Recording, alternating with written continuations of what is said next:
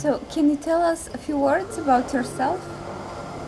Yes, I mean, as the president of the AMN, so the Academy for Multidisciplinary Neurotraumtology, it's my great pleasure to offer a kind of umbrella for this NTSC meeting, because it bridges high science with what happens really down to earth, what happens in the treatment of the patient. And we have to establish a kind of feedback cycle from research, scientific mindset, and to the practice, but also the feedback from there. So this event is like bridging this and bringing life into this cycle, so that there are no isolated scientific researchers and isolated people just working locally in the local conditions with the local obstacles with the patient, but to get there a living interchange and communication between this. And this is what this, I think, the whole program, which is a fantastic program, is trying to establish here for the first time. Right, so yeah. It's an integrated bottom-up and top-down approach. You said it, exactly, yes. Could you describe how your experience shaped your opinion regarding the treatment of neurotrauma? Well, you know, I was involved in the first large-scale TBI trial in Germany, multidisciplinary large-scale trial, the Goody study, at that time responsible for the study design.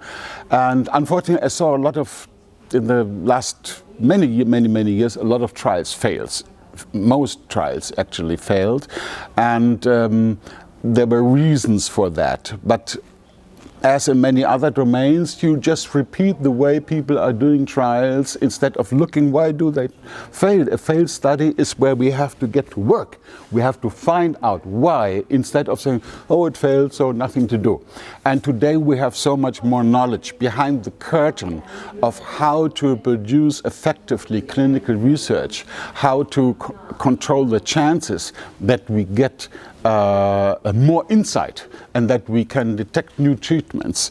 And it's important to know about the framework. And this is also one part of this NTSC meeting, to enlighten the view behind where research is coming from and how we can contribute to these conditions. All right. Thank you for your complex answer. If you had to identify challenges in the approach of TBI research in current times, which three of them would come to mind?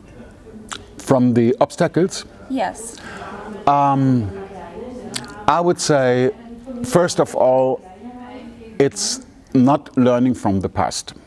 So we have to learn from the failures. We have to lose the anxiety. It should be curiosity.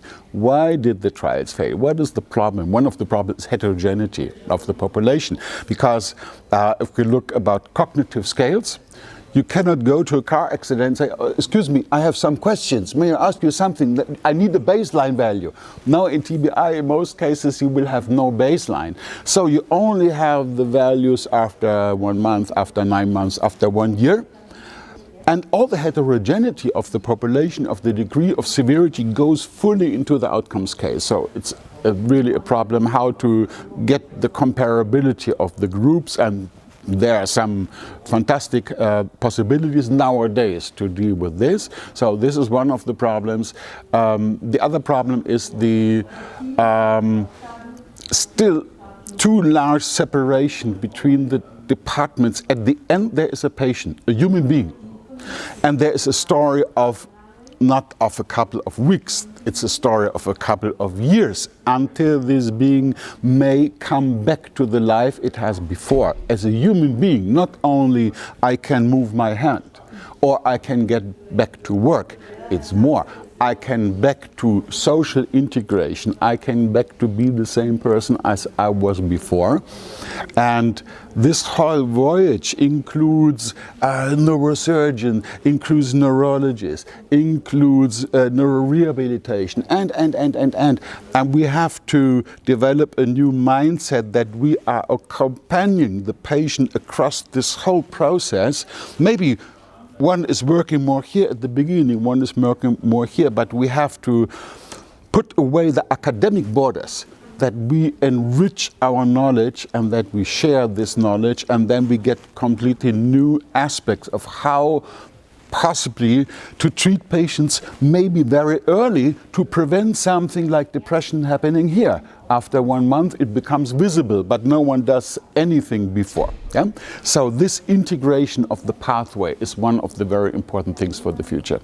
And also one of the tasks here, what is done, bringing all these domains and disciplines together, also from the AMN as multidisciplinary approach. So important, yeah. Thank you.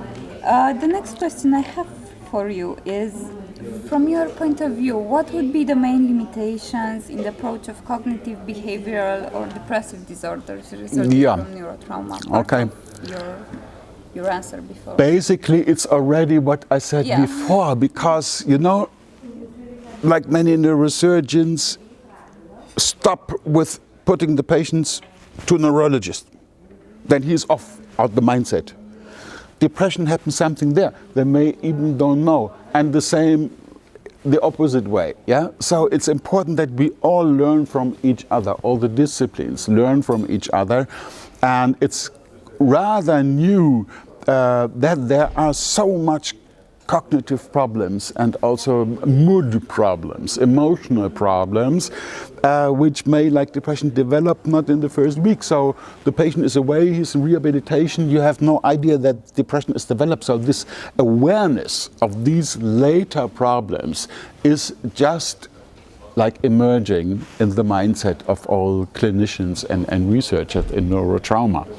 But there's also in my TBI, one did not know that there are so much problems, cognitive problems, coming in a later stage.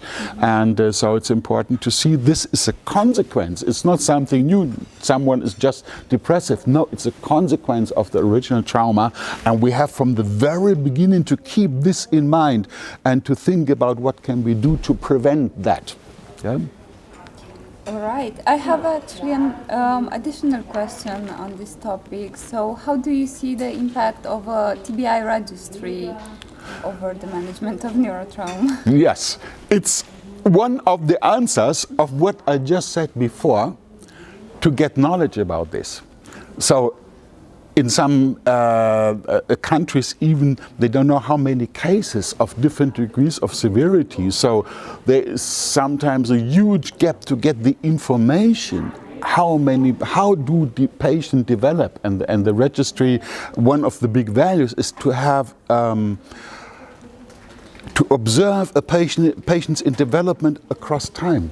Then you know, this patient, he entered with a moderate, then he developed this after half a year and this. So we learn about, we get another feeling of what happens throughout this whole development after the trauma. So the registry is giving the facts, the data, yeah, also in communication with the authorities. It's also a financial problem. So, but if you can see here, we have a huge problem, which is then also a burden for the economy. Yeah, so it makes sense to prevent something in advance, which is always cheaper than later on repairing things.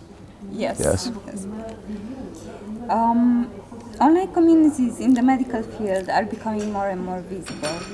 Considering this, what do you think their role would be in medical practice today and in research? Yeah, I think it's of a great value. It's different than the in-person communication. Other things happen, but the online communication is for quick exchange of knowledge. Quick exchange for existing knowledge. To generate new knowledge, a personal contact is very important.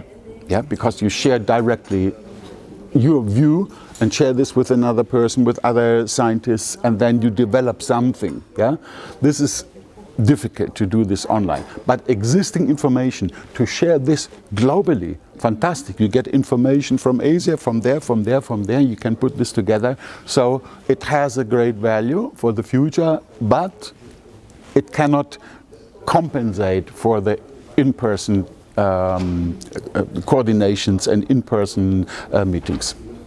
So it's a good additional tool for... Additional, yeah. Right. And my last question would be, from your perspective, which are the obstacles that affect a proper long-term follow-up? Well, the long-term follow-up, let's say it's also part of the mindset. Why? The patient can now walk and he is back to work. Why should there be a long-term follow-up? Because there is still a gap of knowledge about the problems coming later on. So this is also kind of making aware of that there are problems, but they're just coming later. And many patients, also in my TBI, so it makes sense to learn from the follow-up, yeah, and to integrate the long-term follow-up into our whole mindset. The story doesn't stop after 3 months, even if someone is back to work. So it's very important. In our definition, what is a human being? A human being is the same as before, a living person with social, emotional reintegration, not just going back to work. All right. So thank you very much, Professor Vester, for all your answers. You're very welcome. And well, thank you for this program, and I hope to see many more in the future. Yes, it will be my pleasure. Thank you very much.